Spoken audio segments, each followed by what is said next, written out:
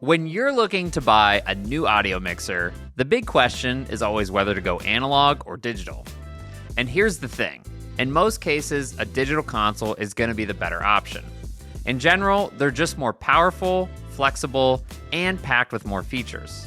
But analog mixers still have their place. There are still situations where going analog is just more practical. So before we dive into the key differences, let's start with what both mixers actually have in common. At their core, both analog and digital mixers do the same essential job. They accept incoming signals from your mics and instruments, they let you adjust gain, EQ, and other signal processing, and then they mix all those signals together to send them out to your speakers, monitors, and streaming devices. So, no matter which one you're using, the goal is the same. Manage your sound and mix it beautifully. But it's how they do that job that really separates analog from digital. So let's break it down. Let's start with analog. With an analog mixer, what you see is what you get. Every knob, fader, and button you need is right in front of you.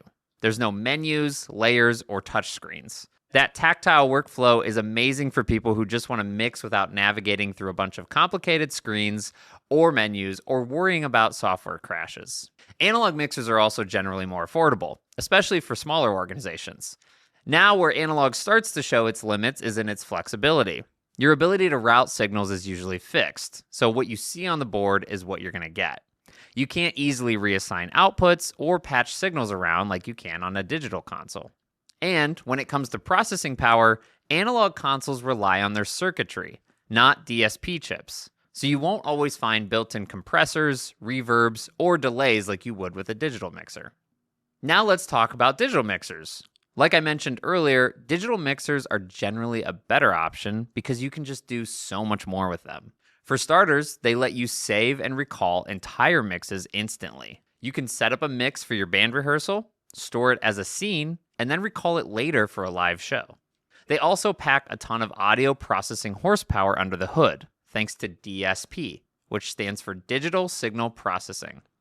This means you often get EQ, compression, and gates built right in and on every single channel. And they often have a variety of other effects like reverbs or delays that can be inserted on a bus or a channel.